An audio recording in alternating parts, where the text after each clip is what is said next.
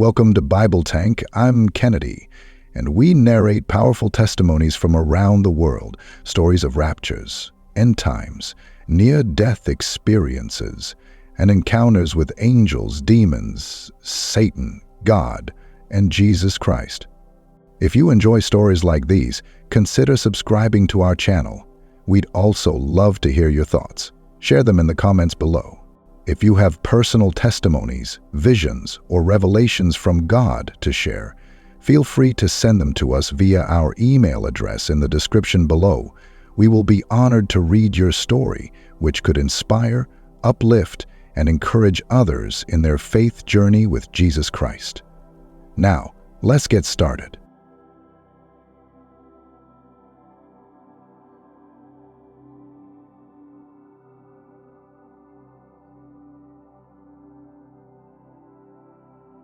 My name is Margaret Stone. I'm 67, a retired school teacher from Saskatoon, Canada. I thought I'd lived a simple life, no real drama, no grand adventures, just me, my husband, and my books. But I'm here to tell you about something I never thought possible. I died. Well, at least for a moment. I was on the other side, beyond the veil, and I came back to share what I saw. It was a quiet Sunday morning, just like any other. My husband was at the kitchen table, sipping his coffee, and I had just started to feel that strange, tight pain in my chest. The world dimmed around me, colors fading to gray, and in seconds, I was floating above myself, watching my own body slump onto the kitchen floor. I felt no fear, only a strange pull, like an invisible force was guiding me forward. I drifted upward, leaving everything I'd known behind. The next thing I knew, I was in a place so bright it felt like standing in the middle of the sun. Yet, it didn't hurt to look. Light poured out of everything, so pure and alive, as if it was breathing.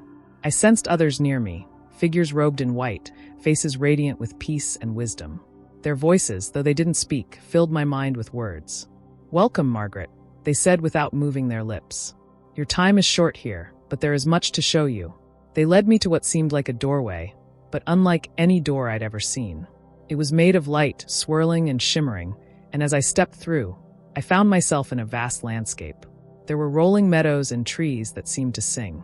Souls were everywhere, and each one glowed with a radiance that revealed their inner peace. Some were reading books, others were gathering in joyful circles, and still others were singing praises that made the air hum with energy. I recognized one face immediately, my mother, who had passed 15 years ago. She looked as I remembered, but younger, with a light in her eyes I'd never seen before. Tears filled my eyes, and she smiled. "Don't worry, Margaret. There's peace here. Work too, but joyful work. We are preparing for the time when heaven and earth will join, and we are caring for those you left behind. Our prayers, our love, it strengthens those still on earth." I was overwhelmed with awe and peace, a joy that went beyond words. But just as quickly as the warmth filled me, a shadow crept over my vision. The meadow faded, and suddenly, I was being pulled downward, through darkness so thick it seemed alive. My whole being shivered as I entered a new place, a realm where heat and smoke filled the air, and cries of anguish echoed through the darkness. I saw souls here, too, but they were not at peace. They moved about restlessly, their faces twisted in pain, voices murmuring regrets and sorrow. I could feel it, their torment, their isolation.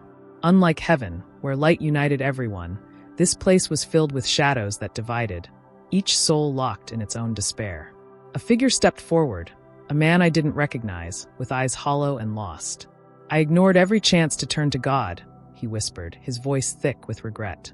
"I chose my own way over and over. And now here I am. I only wish I could tell them, those still alive." His words hung in the air, haunting and heavy, as if they were meant just for me. I wanted to reach out to comfort him, but an unseen barrier held me back. Then a powerful voice thundered, piercing through the darkness. "Margaret, it is not your time." The voice cut through the darkness, deep and commanding, but filled with a compassion I can't explain. It reverberated through my soul, pulling me upward, away from the cries and shadows. I could feel myself rising, as if lifted by an unseen hand, back toward that beautiful place of light and peace. But a sense of urgency clung to me, like a message that hadn't yet been delivered. Once more, I was in the presence of those radiant figures, their faces gentle and wise. "Margaret," one of them said, his voice like a warm wind in my mind, "you have been given this glimpse for a reason. What you've seen must be shared. People need to understand what awaits. both the joy and the despair, depending on their path. I nodded, trying to hold back the weight of emotions pressing against my heart. A million questions raced through me. Why me? Why now? But before I could ask, I was shown something else. A vision appeared before me, like looking through a window into the world I'd left. I saw people going about their lives, so many of them oblivious to the choices that shape eternity. Families, friends, strangers, all distracted, rushing, worrying about things that seemed so small from this side. I saw people fighting, holding grudges, giving into bitterness, and I wanted to shout at them, "Stop. There's so much more to life than this." I realized how precious every moment truly is, how each decision, every word spoken, has weight beyond what we understand. Then my vision shifted to another scene. I saw a woman sitting alone, her face etched with sadness. She was praying, asking for strength, unsure if her faith was real or enough. One of the radiant figures spoke to me, his voice solemn. "Many of the souls you've seen in the shadows rejected the light until their very last breath. They ignored every whisper, every calling from above. Margaret, remind them, tell those who still have time." But what should I say? I whispered, feeling small and unworthy of such a task. How can I make them understand? The figure stepped closer, and for a moment, I felt as if all of heaven's love was pouring into me, filling me with a sense of purpose I'd never felt before. Tell them that life is a gift, a precious chance to choose. Every soul has a path, Margaret. The choice is in their hands, and they must know there is an eternity awaiting, an eternity of light, peace, and joy for those who seek it, and an eternity of separation for those who turn away. I looked down and saw my hands trembling, feeling the weight of the message they were asking me to carry. But then I remembered the man I had seen in the shadows, the regret in his eyes. His face stayed with me, etched into my heart, a reminder of what I had to prevent. The figures began to step back, their light dimming as if preparing to leave. Panic surged within me. "Wait, I'm not ready to go back," I cried, feeling the warmth and peace start to slip away. "There's so much more I want to know." But the voice spoke again, firm yet compassionate. "Your time is not yet over, Margaret. Go back and live as a witness. Show others that life is more than what they see. You have been given this chance to remind them of eternity." Suddenly, I felt a powerful pull, and the beautiful realm began to blur and fade. My heart ached, longing to stay in that peace forever. But then everything went dark, and I felt myself falling, rushing back into my body, like waking from a dream I didn't want to end. I gasped, lungs heaving, my husband's worried face hovering above me. Tears streamed down his face as he clutched my hand, and I realized I was back in my kitchen, lying on the floor. But nothing felt the same. I had seen eternity, both its joy and its despair, and I couldn't keep it to myself. I was alive, and I had a message to share. The days after my return were a blur of emotions, shifting between awe and disbelief, as though reality itself had been pulled from under my feet. Every sight, every sound around me felt sharper, more vivid. Even the smallest details, like the soft ticking of the clock in the living room, or the warm glow of sunlight filtering through the curtains, seemed filled with a significance I'd never noticed before. I felt as if I was seeing the world with new eyes, but my heart bore a heavy burden. I had to share what I'd seen, yet how could I begin? People often imagine near-death experiences as mystical or dreamlike, but my experience felt more real than anything in this world. The memories of that realm clung to me. The beauty, the peace, but also the darkness, the sorrow I'd witnessed in those souls trapped in regret. I couldn't ignore it. They were real people, just like us, mothers, fathers, children, friends, each one now alone, unable to change their fate. I struggled with how to tell anyone, fearing they'd think I'd lost my mind. But the vision of that woman, the one I'd seen sitting alone in her sadness, praying for strength, kept haunting me. I knew people who felt like that, neighbors, friends, even members of my own family. I'd seen their worry, their doubt, their silent questions. What if they were unknowingly on a path that led to the very darkness I'd glimpsed? What if they, too, could end up in that place of unending regret? The first person I told was my husband, John. We were sitting at the dining table late one evening, the room quiet except for the faint hum of the refrigerator. He was skeptical at first, as anyone would be, but as I spoke, his expression softened. When I described the warmth of heaven and the radiant figures who had shown me such kindness, his eyes filled with wonder.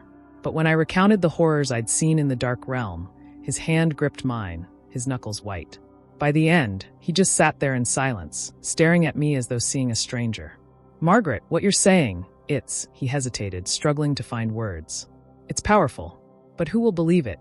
I felt a pang of doubt, but pushed it aside. It doesn't matter if they believe it, John. I have to tell them. There are people walking in darkness every day, unaware of what waits for them. I can't keep silent after what I've seen. He nodded slowly, his eyes filled with a mix of love and fear. Then I'll stand by you. Whatever you need. With John's support, I began to speak with friends and members of our church, sharing what I'd experienced. Some listened in awe, their faces filled with wonder, as though my words brought light into hidden parts of their souls. Others seemed disturbed, questioning if such things were even possible. But no one could look away. I told them of the peace I'd felt in that beautiful place, the joy that filled every part of me. And then I spoke of the anguish of those souls who had turned away from the light. I saw faces pale, hands gripped tightly to each other, a silence fall that seemed to last forever. One Sunday, I was asked to speak to a group at a church meeting. I stood at the front, feeling the weight of their gazes, the anticipation, the doubt, even the hope. I shared my story from beginning to end, and as I spoke, I saw tears fill their eyes. Some looked down, hands over their hearts. Others closed their eyes as though seeing something beyond what I was describing. When I finished, I looked out over the crowd, my heart pounding. What I experienced isn't just for me, I said, my voice thick with emotion. It's a call, a chance to choose the path of light, to turn toward love and faith. Eternity is real, and what we choose in this life matters. It matters more than we know. The room was silent, filled with a sense of sacredness, like a presence was there with us. And I knew then that my journey had only begun. My story was a message, a calling for every person still walking the path of life. Life after the experience was never the same. It wasn't just my daily routine that changed, or the way I interacted with others. Something fundamental within me had shifted. I felt as if I'd been given a precious but heavy gift, a glimpse of eternity, of a truth too profound to grasp fully but too powerful to ignore. Every conversation, every encounter with family, friends, even strangers carried a new weight. One morning, I found myself sitting alone on a bench overlooking a small lake near my home, gazing at the water and reflecting on the woman I'd seen in that dark place. Her hollow eyes, the sorrow that filled her every word, her regret, it haunted me.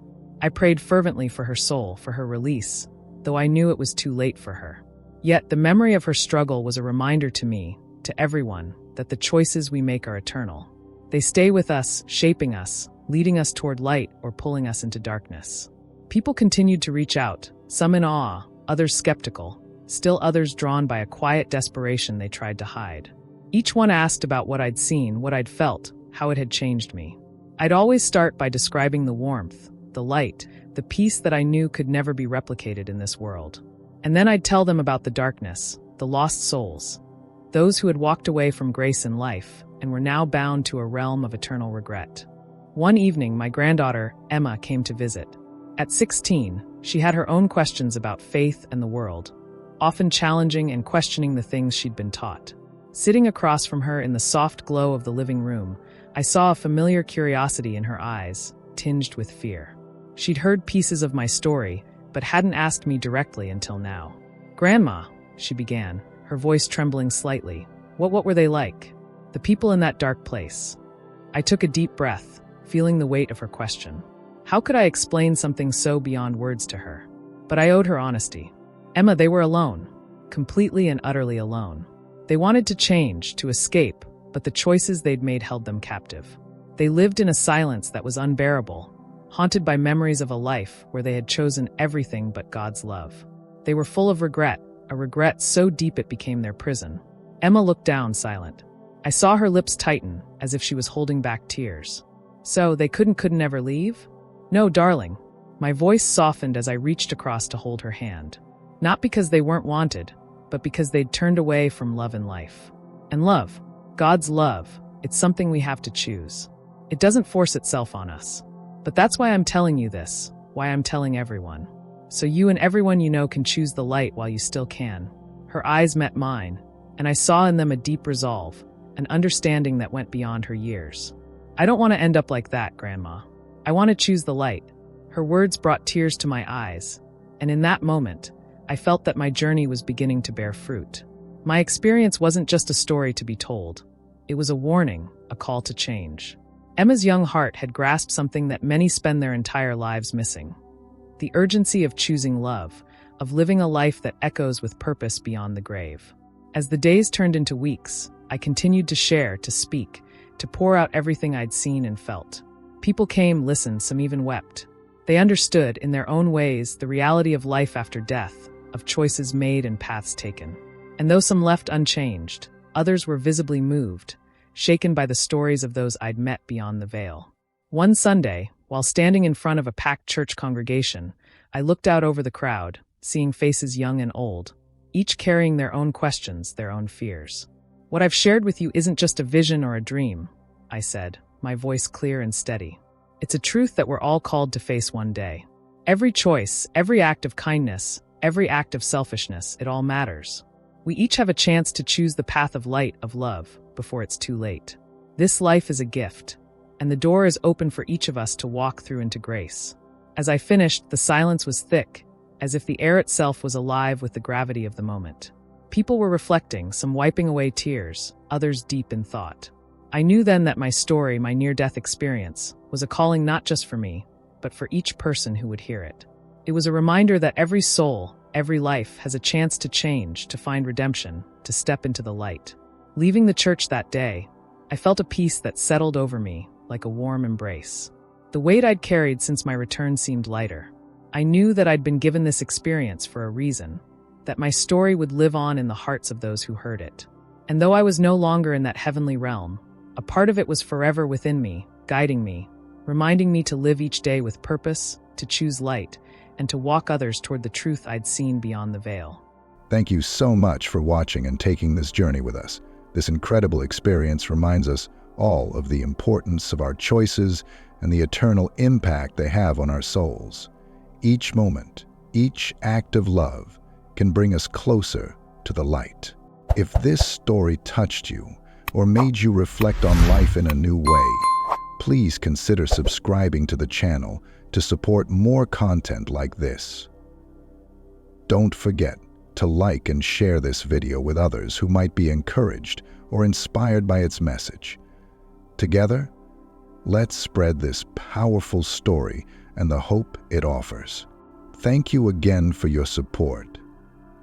Stay tuned for more eye-opening, life-changing content. May God bless you.